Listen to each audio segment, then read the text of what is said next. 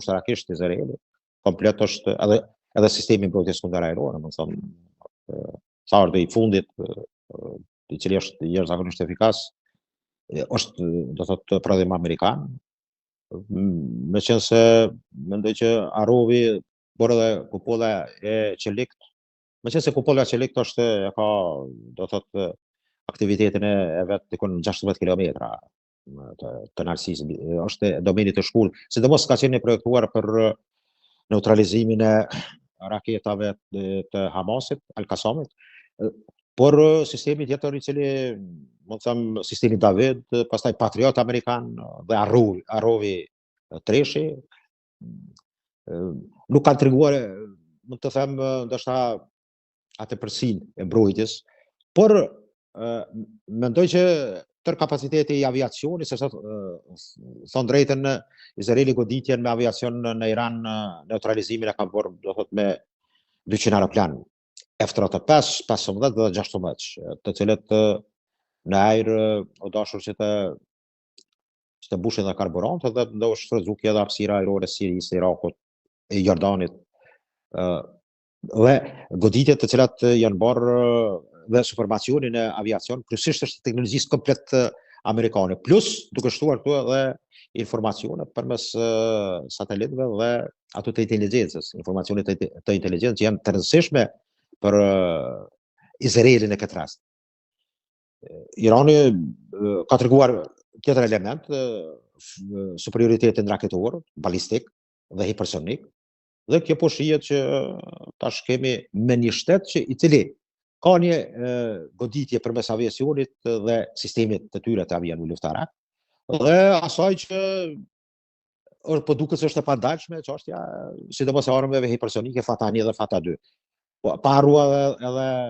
Habar 4-shin, që është jashtëzakonisht e tmerrshme, më them drejtën. Dhe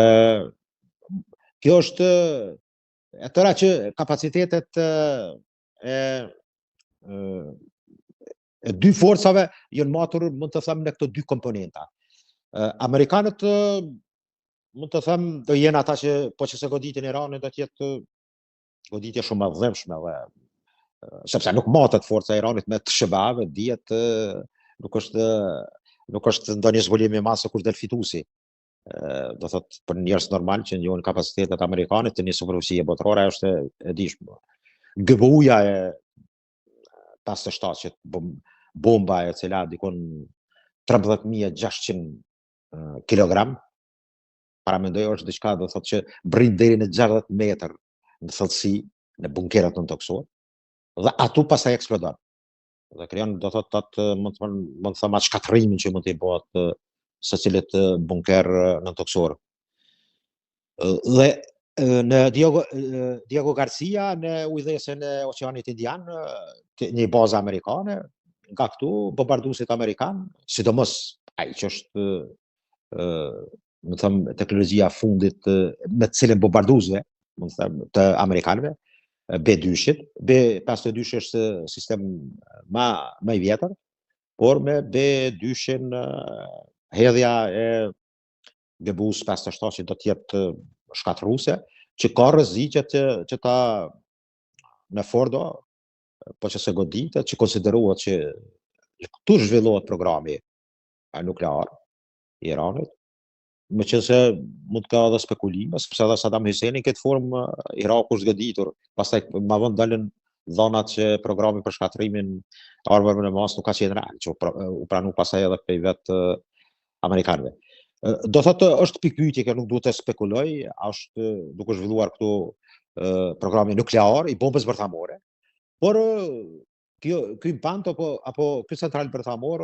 është në sytë e goditjes që të bëhet, edhe pse në malet Zogros, më fali, është, do thotë,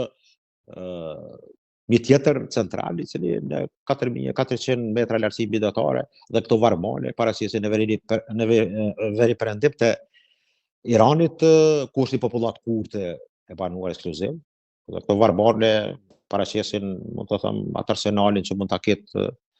ketë Irani. Por goditja aty dhe aeroplan bazëve të anijeve amerikane që u kanë afruar, do thot, pjesës mes detit arabik dhe oqeanit indian, janë të cilat, të thëmë Diego Garcia ka 3.900 kilometra nga pika e jugore e Iranit, sepse Irani mendon që në ta godas Diego Garcia, po lartësia nuk ka perimetër dhe do me të tillë të cila mund të arrijnë Diego Garcia. Prandaj në këtë pikë mendoj që pastaj kemi trupat amerikane afër 50.000, 45.000, 50.000 trupa që nga Kuwait, Iraku, Kuwait edhe pjesë tjera të Bahrajnit, Katarit, Emiratet e Bashkuara Arabe, Arabi Saudite dhe Sultanatit të Omanit. Kjo pjesë është e mbushur, mund të them, me pika amerikane të cilat do të goditen. Sigurisht është territor shumë i afër dhe Irani besohet që ka kapacitetet e tilla. Edhe pse janë shpërnda, një bazë duket ajrore në Katar është tërhequr, e kam fjalën teknologjia tyre, aviacioni i tyre, avionët, dhe mund të kem ngushtica e Hormuzit, do jetë pastaj ajo problematika që çmimet në naftë do të kapërcejnë, do thotë në shifrat e larta, sepse ekonomia botërore mund të psojë, sepse transporti dhe importet e tërë botës, mund të thënë, lëvizin nga kjo ngushticë ose kanali i Hormuzit dikon mes 25-35%. Dhe mund të kem një skenar të njëjtë të vitit 1973, kur ka qenë lufta Yom Kipurit, apo lufta Ramazanit, ka koinciduar në muajin Ramazan, kur Izraelit është përgatitur të japet një goditje nga Egjipti, Siria, Jordania dhe Iraku, mirë po Izraeli para se ata të mendojnë ta godasin, ky ka pri parë dhe i ka goditur. Dhe në këtë rast Arabia Saudite ka vënë sanksionet ndaj perëndimit, dhe ka qenë ajo kriza që njihen që ata unë tipo si po unë kom qenë fëmijë atë, do thot 4 vjeçare sa i bie. Dhe mendoj që këtë situatë të sotshme a ka mundësi brenda dy javori të ketë kontakte me Putin, Erdogan, Trump, Xi Jinping, do thot janë 4 faktorë. Do shohemi, ka shpresa, sepse jam i bindur që ka edhe në kohë lufte ka shkëmbime të informacioneve mes shërbime. Bile sot e ke në Zhenevë takimin që bëhet për programin bërtamor me disa shtete evropiane, Francë, Gjermani, Angli, Itali, me sa duket, dhe përfaqësuesit iranian, me siguri ambasadorit iranian e Zvicër në Zhenevë ka bisedime të tilla, por mendoj që janë të kota pa dhonizë amerikanët, pa arritjen e marrëveshje me amerikanët është ndoshta mund të kenë edhe amerikanët do një kanal diplomatik përmes ambasadës iraniane ose një të tretë që bën komunikim në këtë ndërlidhje për të arritur një qetësim të paqes e cila duket se është e zbeth, po jo e pamundshme. Do ishte mirë sepse është vërtetuar që po që fota goditet mund të kemë një Çernobil të dytë. Një Çernobil të dytë, i cili mund të ketë rrezatimi i tij mund të prek ndoshta edhe te ne. Por në këtë drejtim sot ka liderë botërorë të cilët mund të them kanë ndikimin e tyre dhe kanë mundësinë që të evitohet. Mendoni se do ketë një tym të varur nga ky takim në Gjenevë? E para, po që se ka sinjale që amerikanët mund të pajtohen